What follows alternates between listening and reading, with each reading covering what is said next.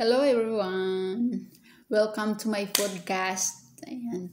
Thank you sa lahat ng sumusuporta sa aking channel kahit bago pa lang. Ayan, maraming salamat. Lalo na sa mga galing pa doon sa kabilang channel ko at ngayon ay nandito na naman. Ayan. Ang kagandahan kasi sa channel na to lahat ng upload ko is just about LDR, about sa pagiging asawa ng foreigner, paano maghanap ng foreigner, lahat na. Basta tungkol lang to sa foreigner podcast. Ayan. Yan yung gusto ko para hindi halo-halo at para hindi kayo mainip, once a week lang yung upload ko. Ayan. Para hindi lagi-lagi na lang, para hindi tayo lahat magsawa. Yung mga importanteng bagay-bagay lang ang uusapan natin. Kasama na rin yung mga hindi importante, yung mga maritis lang, charot. Ayan, so, since hindi lahat ng nakasubscribe ngayon dito sa channel ko, hindi lahat napanood yung video ko sa kabila before, so gagawa uli ako ng bagong version. Ito yung love story namin mag-asawa. O, diba? Kasi, bago pa lang naman yung since bago yung channel ko, syempre, yung iba sa inyo nagtataka, sino ba to? Di ba? Saan niya nakilala yung foreigner niya? Para may konti kayong kaalaman, may konti kayong idea kung sino ako. Ayan. Ikukwento ko sa inyo yung love story namin mag-asawa dito sa podcast na ito. Nagpost ako ng doon sa group chat before, yung Get to Know Me. Pero wala pang masyadong response. Kasi isa pa lang yung actually ngayon, isa pa lang yung video. The time that I'm taking right now, isa pa lang yung upload ko. Kakasimula ko pa lang dito sa aking bagong channel na Love and Relationship Podcast. Ayan. So anyway, mag-start na tayo. Ayun. Ikwento ko sa inyo yung saan ko ba nakilala si Apam? May ano ba yan? May naglipad-lipad dito sa gilid. Hindi yan langaw, ha? Hindi rin lamok eh. Ewan ko yan. Lamig kasi dito ngayon. Hindi naman lamig na manginginig. Lamig sa labas. Anyway, simulan ko na. So, ganito yan. So, way back 2013 to 2016, may kontrata ako sa Taiwan. 3 years contract yun. Caregiver ako doon. They called it caretaker. Pero yun nga, parang caregiver job talaga yan. Hindi siya para kang mapunta doon, di ba? Kailangan may pasyente kang aalagaan. Ayan, so caretaker. Pero caretaker, caregiver, ganon. Sa Taiwan. So, 3 years yung contract. After 3 years, kung gusto mong bumalik, renew ka uli. Ganon. So, siguro marami sa inyong nasa Taiwan, so alam yan. So, anyway, at the time, nasa Taiwan ako. Single mom ako at that time. And then, iniwan ko yung mga anak ko sa mama ko. And then, umalis ako ng Taiwan. Hiwalay kami ng tatay nila. So, nag-date din ako sa Taiwan. May nakilala akong Taiwanese. Nag-date kami, tapos naghiwalay. Siyempre, walang forever. So, ayun na nga. Nakikita ko yung pinsang ko na nagpo-post ng kung kung sino-sinong foreigner yung kasama niya. Sabi ko, saan mo nakikilala yung mga foreigner niya? Tapos, sinabi niya, tapos na-notice din niya, sa picture ko, hindi ko nakasama yung Taiwanese. So, nakimarites. Si pinsan, sabi niya, saan na yung Taiwanese mo? Hiwalay na ba kayo? Sabi niya. Sabi ko, Tapos ayun na, sabi niya, alam ko na, sabi niya, sumali ka na lang sa dating site. Ayan. Dati, wala akong alam sa mga dating site na yan. Kasi may mga kilala na akong foreigner, pero mga friend ko lang. Tapos, yun, mga Pinay, mga group chat din kami. Pero wala akong boyfriend na foreigner na nakilala ko kung saang dating site wala. So, di ko alam kung ano ba yung dating site. Tapos, sabi ko, di ko alam ano yan. Sige na, sabi niya, tuturuan kita. Tapos, pinasa niya sa akin yung link. Sabi niya, mag-sign up ka lang, ganito, ganyan. So, ayun na nga. Kape muna ako. So, ayun na nga. Nag-sign up ako. Yan. Siyempre, hanap tayo ng APAM daw. Tapos, expectation ko kasi, yung parang marami kang APAM na makikilala agad-agad. Tapos, pero gusto ko, sabi ko, yung matino. Ayaw kasi ng mga bastos-bastos. So, parang 2 weeks, wala naman. May mga nag-hi-hi, tapos may isa akong nakilala. Sabi nung isa, yung nakilala ko, sabi niya, nasa Taiwan na siya. So, ayaw ko naman makipagkita. So, binigay ko siya sa kaibigan ko. Actually, sila yung nagkita. After ko nakilala yun, nag-out na ako. Sabi ko mga 2 weeks na, wala naman yan. So, wala. Hindi, sabi ko, hindi siguro talaga para sa akin yan. So, sinabi ko nga sa pinsan ko, nag-out na ako. Sabi ko, ayoko. Tapos, hindi na ako nag-sign in. Hindi ko pala na-delete yung account. Kahit pala hindi ka naka-sign in, syempre, hindi mo naman dinelete yung account. Nakikita pa rin ng mga APAM yung profile mo, aba. So, ayun na nga, nag-message yung asawa ko. Sabi niya pa sa akin, hi, sabi niya, I'm ganito from New Zealand. Oh, sabi ko, aba. Tapos hindi siya taga New Zealand. May bahay siya doon, pero hindi siya taga New Zealand. Pero syempre, late ko nang nalaman.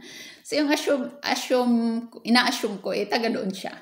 So, anyway, in-entertain ko. Hello din ako, syempre. Hello, ganito. And then, ayun na nga. Sabi, parang hirapan ako doon sa site na yon. Doon kami sa site na yon, tapos sa email, ang hirap. Tapos hiningi niya yung Skype muna. Sabi niya, pwede ba tayo mag-Skype? Sabi ko, sige 2 minutes lang. Syempre, nag-i-inarte tayo. Kailangan natin ano ba yan? Hard to get, charot. Hard to get. So sabi ko, sige 2 minutes lang. So, sabi ko pa muna, baka bastos ka ha, ayoko ng bastos. O, di ba? Ayoko talaga ng bastos. Lahat sinasabihan ko, kaya ayoko ng video call. Kasi, syempre, mamaya, pakita mo, nakaubad ka channel, di ba? So, sinabihan ko siya, ayoko ng bastos. Sabi niya, hindi. Tapos sabi ko, promise, sabi niya, 2 minutes lang. Tapos, sakto, paalis kami ng alaga ko. Pag saktong 2 minutes, nagbe-video call kami, saktong 2 minutes, hindi ako nagpaalam, pinatay ko. Sabi ko, 2 minutes na. Ganun, pinatay ko. Tapos nag-message siya ulit. Ayan, sa video call daw ulit, kung pwede. Yung matagal na, hindi na siya nag-agree kung ilang minuto. Kasi nakikibideo call na siya. Tapos, sabi ko mamaya na, kasi alis kami.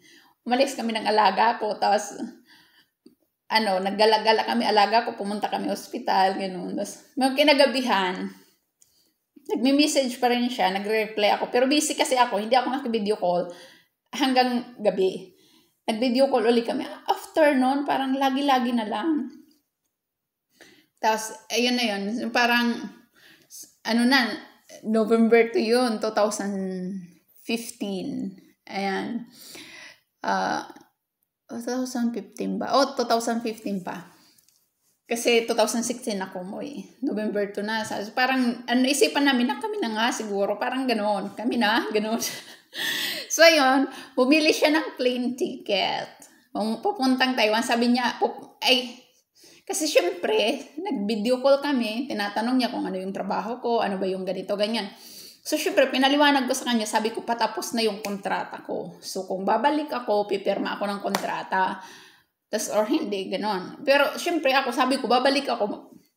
Pero sabi ko, ang kagandahan, kukunin uli ako ng amo ko. Sila uli yung amo ko. So, hindi mahirap, madali lang. Tapos, pipirma lang ako ng kontrata, tapos okay na, may amo na uli ako.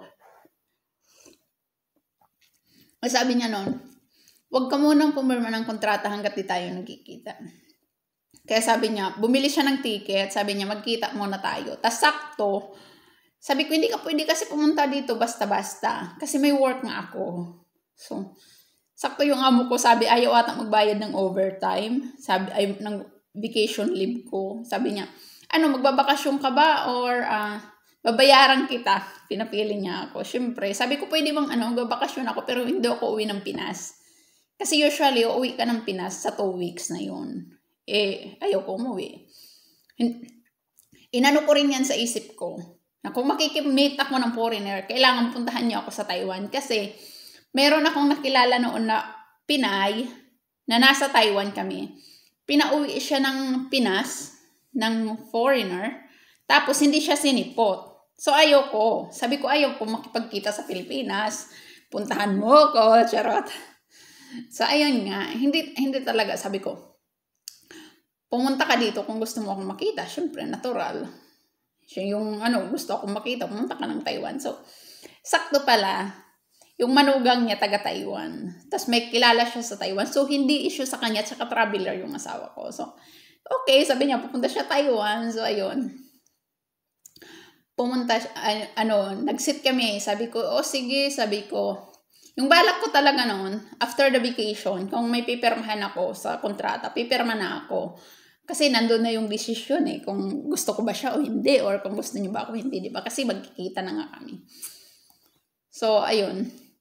February 2016, nagkita kami, dumating siya ng Taiwan. Tapos, yung pa siya, kasi nakikita niya yung amo ko sa video call. Yung amo ko nag-hi-hi, ganun, habang nag-video call kami. So, sinasabi niya sa akin noon, na-crush ako ng amo ko. So, kasi pinadalhan niya ako ng nagpadala, hindi siya may trabaho kasi ako, hindi ako nanghingi ng pera, diba? So, nagpapadala siya ng kung ano yung bulaklak, padala siya chocolate, yung mga ganun lang, yung so-surprise niya lang ako, gugulat kami. Kasi yung una kong reaction, nagpadala siya ng galing New Zealand, tapos, nasa lang, parang ganito lang, pero chocolate siya, naka-envelope. Tapos nandoon nakalat, sa may, sabi ko, oo nga, totoo siya, kasi andun yung pangalan niya, nakita ko, So, ayun, parang doon na talaga ako naniwala, nga, totoo, nag-exist. Kasi minsan yung parang, di mo alam kung niluluko ka ba nitong foreigner na to, di ba? So, doon ako na bumili siya ng ticket, tapos nagpapadala siya, tapos nakikita ko talaga yung handwriting niya. So, kinikilig, si ate girl, ayan. So, ayun, December noon din, nagpadala siya ng laptop. Yun yung regalo niya sa akin, laptop. Ngayon patay na kasi inan ng anak ko. Pero yun yung unang regalo niya sa akin bukod sa chocolate laptop. Tapos, nung February, bago siya dumating, kasi 22 siya dumating, padala siya ng flower. Tapos sabi niya, flower at chocolate, sabi niya.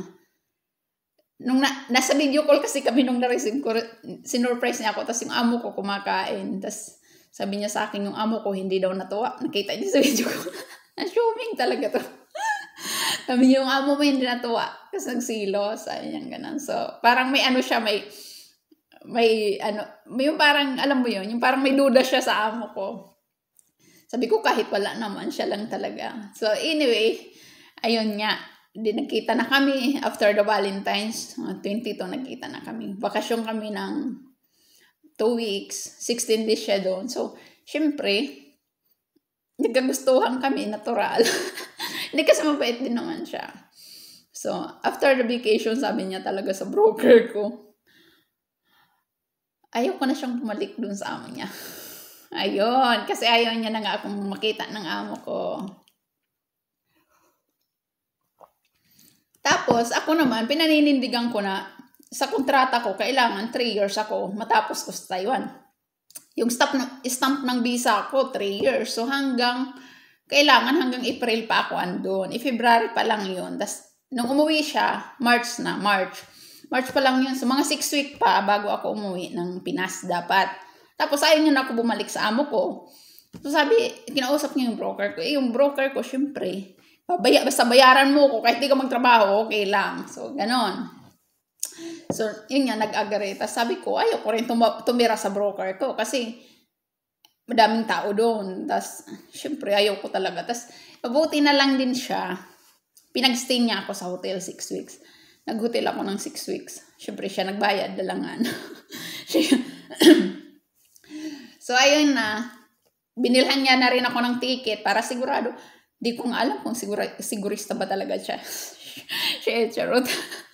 Siya yung bumili ng ticket ko pa uwi ng Pinas. So, alam niya kung kailan yung uwi ko ng Pinas kasi pinakita ko nga yung passport ko. April 19 yung uwi ko. Yung ticket ko na binili niya rin, sabi ng broker ko, siya na yung nagpa-uwi sa akin. Ganon din yung ticket, April 19. Tapos, April 17 pa lang, nasa Pinas na siya. So, siya yung sumundo sa akin sa airport. Inunahan niya ako. Kasi at that time, pupunta siyang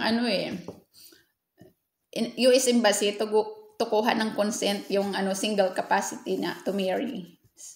Yan. Certificate of singleness ba tawag doon? Yun. Basta yun. Wala pa ako doon, kumuha na siya noon. Kasi 17 siya dumating, 18 pumunta siyang embassy, 19 siya sumundo sa akin. Ayun. Tapos ayun, 5 days lang kami sa Manila. Sinundo namin yung mga anak ko. So, kasi wala na rin akong duda eh. Kasi dati yung iniiwasan ko, yung ipakilala sa kung sino-sino yung mga anak ko. Yung halimbawa, magkaka-boyfriend ako, tapos ipapakilala ko. Kahit sa Taiwanese na naging boyfriend ko, hindi ko yan sila pinapakausap sa phone or pinapahay hello. Kasi ayaw ko nang may mga lalaking mamaya maghiwalay kami o di. Ayaw kong maging attached yung mga bata sa magiging boyfriend ko noon. Sabi ko noon, sa isip ko lang, ipapakilala ko lang yung lalaki sa mga anak ko kung sigurado ako nga asawahin ko. Ayan, di ba? Hindi yung sigurado siya, sigurado ako kasi mabilis ako makipaghiwalay din eh. Sa Taiwanese parang pag alam kong walang pakikitunguhan, ayaw ko rin. Ako yung nakihiwalay. So, ayun, malakas ang loob ko sa ganon. Pero, pag niloloko na ako, hindi ako hinihiwalayan ko. Hindi ako kahit yung tatay ng mga anak ko. Oo. Kasi kaya kong mabuhay nag-isa nang walang lalaki. Kaya ganon. Tapos, inilalayo ko yung loob ng mga bata. Ayaw kong maging attached sila sa lalaki, tapos iba na naman lalaki ko. Ayaw ko ng ganon. So, ayun. So, since maliit pa sila, naghiwalay kami ng tatay nila, 3 years ago back then, yung parang 3 years yung bago nakilala nila yung asawa ko or almost 4 years na. So, hindi nila alam talaga, lalo na siya rin yung pangalawa, hindi niya alam kung sino kung akala niya yung asawa kong foreigner yung tatay niya. Kasi may speech delay siya, so hindi siya masyado pang nakakaintindi. Tapos, unti-unti namin pinapaliwanag na adopted siya ng daddy niya. Yung anak kong isa, alam niya na hindi siya legal na anak. Legal siya kasi adopted niya. Alam niya na hindi yung asawa ko yung tatay niya. Kasi, alam niya yan. Pinaliwanag namin. Yung hindi, nung una, nung maliit pa siya, akala niya lang, magkaiba silang tatay, magkapatid. Sabi ko, loko-loko tong bata na to Kasi yung nakilala niyang papa, yung papa ko. Tapos, kasi sa mama ko, sa parents ko sila lumaki. So, akala niya, yung tatay nila, tatay lang ng kapatid niya. Yung papa niya, papa ko. Tapos, yung mama niya, mama ko. Kasi hindi niya rin ako kilala. So, ayun nga. Kaya nung kinuha namin sila ng asawa ko, madali lang yung, makilala nila yung parang mapalapit yung loob nila sa asawa ko. So, ayun na. Kinuha namin ng April yung mga bata. 1 week lang kami sa Manila. Tapos, nagplano kami magpakasal. Pero hindi, at that time, hindi ako kailangan makapunta agad ako ng US. Hindi. Kasi, kakauwi ko lang galing Taiwan. So, gusto ko i-enjoy yung Pinas. Totally, hindi ko naman talaga na-enjoy kasi nag-aaral din ako. Yung parang I was taking my time. Kasi, sabi nga ni mama noon, sabi ng mama ko, pumunta ka muna doon sa US. Tapos, kunin mo na lang yung mga bata. Kasi mamaya, ano pala buhay mo doon? Delikado, yung mga bata, gano'n. Sabi ko, yung mga bata hindi pwedeng pumunta. Pero ako pwede. Sabi ko, parang natatakot siya sa safety ng mga bata. Tapos sa akin, hindi. Sabi ko sa kanya. Sabi niya, hindi. Sabi niya, sira ulo ka talaga. Sabi ko, hindi. Sama-sama nga kami. Tapos yun nga, dahil na din sa mga pananakot ni mama. Sabi ko, 2 years muna ako. Kasi mamaya, sabi ko, susubukan ko muna kung magsasama ba kami sa Pinas. Kung ano yung ugali niya. Mamaya pinapakilig-kilig lang pala ako, tapos pagdating dito sasampalin na. Grabe, no? So anyway, ayun nga. Nag 2 years ako. Tapos sa 2 years na yun sa Pinas, every other month siya nandun. So, lagi siyang umuwi. Uwi siya dito, tapos babalik na naman. Ganon. Basta every other month siya andun. So, hindi rin kami masyadong LDR kami, pero lagi kaming nagkikita kasi lagi siyang pumupunta. Tapos nagkakasama kami sa bahay. So, mas nakilala namin ang isa't isa nung nagsasama na kami sa bahay sa Pinas. At during that time, habang nandun ako, nag-aral akong mag-drive. Yung mga bata, in-enroll ko sa private school. Tapos, kami ng adoption. Tapos, nag-process ng visa. K1 visa yung visa namin K1, CR1. Tapos, 10 months yung process ng visa namin. Tapos, after na, di pa ako umalis kasi may kontrata pa kami sa condo. Sabi ko, tapusin na natin. Tapusin na natin yung contract. Tapos, ayun, nag-antay talaga ako sakto. 2 years ko sa Pinas, 2 years and 1 month sa Pinas ako. Pumunta kami dito kasi yung visa ko, pa-expired na kinabukasan, saka pa kami nag-flight. Kasi pag December ako nag-interview, yung expiration ng visa, pag hindi ka umalis after the interview, may visa ka na. Tapos hindi ka umalis ng certain period, like ilang months, hindi ka umalis, mag-i-expire siya. May expiration date siya. So, tingnan nyo rin. Pero usually, umaalis naman agad. So, ako nga, hindi ako umalis. So, nag-inarte pa ako. Nagpakasawa pa ako sa Pinas, hindi ako umalis agad. Inantay namin yung expiration. So, nagbalik-balik pa siya doon. Kahit may visa na ako, pwede na ako pumunta dito, hindi ako pumunta. Doon muna kami. Tapos pinatapos ko na din kasi sakto. Di ba pag December, may pasok pa yon yung mga bata. So, pinatapos ko din yung mga anak ko. Sabi ko, sakto lang yan. Kasi yung mga bata, makakatapos sa isang school year.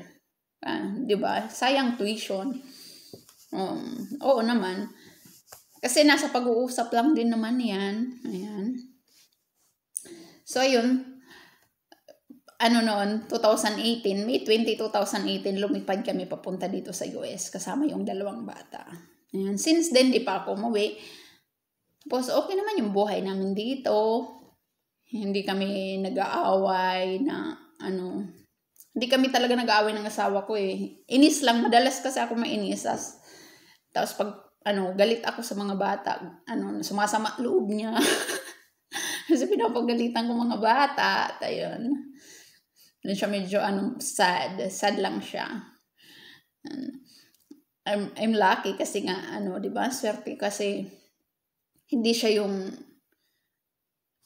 matapang. Yung talagang ko, kasi sabi ko, hindi pwedeng kasi pag nag-asawa ka, na may anak ka na, di ba? Yung concern mo, hindi na lang yung safety mo yung safety din ng mga anak mo. So, alam mo yung kung ano nababasa ko, yung masama yung ugali ng stepfather, yung ganun. Takot ako dyan. So, yun talaga yung pinagdasal ko na sana kung mag-aasawa ko. Sana, kahit hindi masyadong mabait sa akin, basta mabait sa mga anak ko. Kasi ako, kaya kong handle yung sarili ko. Yung mga bata, ayaw kong magka-trauma dahil lang sa nag-asawa ako. Tapos, hindi sila masyadong naaalagaan. Tapos, sinusungitan sila ng lalaki. Kahit yan yung, di ba, yung iba, sila yung nagpapalaki nga, tapos pinapakain ko kayo, ganyan, pero hindi ko kayo anak, ayoko nang ganun. Ay nako, siguro, yun yung magiging malaking away namin kung ganun siya, or baka naghiwalay na kami. Kasi ayaw ko talaga yung ganun, ayaw kong itrato yung mga bata na, parang, ay nako, basta yun talaga. Yung mga anak ko yung kahinaan ko. Kasi, yung rason ko, pwede ka magpalit ng asawa, hindi ka pwede magpalit na ng mga anak. Yung anak mo, dyan lang yan. Sila na yan. Lifetime yan. So, you have to do your best na para sa kanila. Hindi yung dahil lang in love ka, pinabayaan mo na sila, hindi ka na nag-care sa kung ano yung concern nila, lalo na yung pagbibigay ng, kung single mom ka man ngayon, pagbigay ng stepfather na sana mabait. Yun talaga yung sa akin, unang criteria ko yun nung kaya hindi ako nag-boyfriend ng kung sino-sino din. Nung single mom na ako, hindi ako nag-entertain ng Ayoko kasi takot ako magpakilala sa anak ko na ito, tas mamaya maghiwalay kami, tas or mamaya mag-asawa ako, tas itrato sila ng di maganda. So, ayun nga. Sabayan nyo rin ng dasal kasi prayer works talaga. Sana mabait mo pang-asawa nyo. Ayan. So, ayun, 7 years na kami. Ng asawa ko, mahigit. Ayan. Mag 8 years na kami sa November. Binibilang namin yan kasi nga na kami na nung November, pero yung wedding anniversary namin August. Pero mag 8 years na kami kasi nga, yung relasyon namin nag-start naman talaga nung nag-chat pa lang kami, so counted na yun. So sinicelebrate din namin siya. Yan, mag 8 years na pala tayo, ganun, di ba?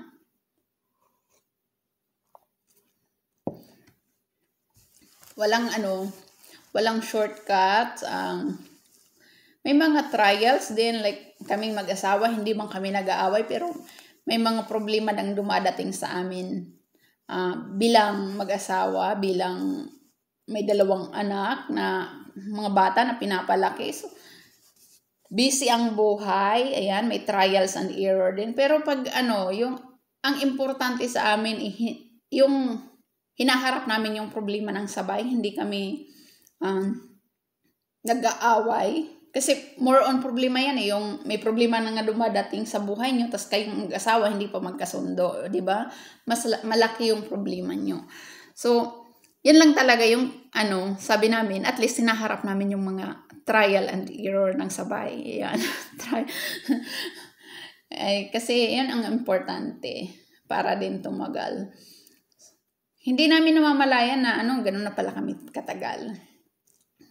Yan. Tapos yung mga bata lumalaki na, yung anak ko, nag-iisip na kung saan siya magka-college. Uy, Diyos mio.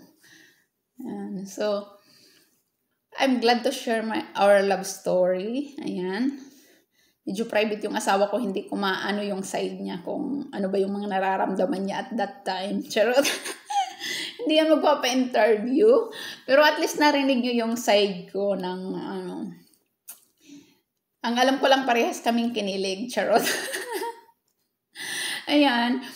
Sana ipatuloy niyo akong supportahan dito sa podcast ko. And then, kung hindi ka pa nakasubscribe, kung bago ka pa lang, please don't forget to subscribe. Ayan. Para updated ka sa mga susunod ko pang upload. And then, kasi marami pang upload ang parating. And anybody, and you guys are welcome to ask me anything. Just comment below. And mag-suggest kayo kung ano ba yung mga dapat i-vlog ko, ganun. Kung ano ba yung topic natin sa podcast na ito. Ayan. Yan. Maraming salamat. See you on the next one.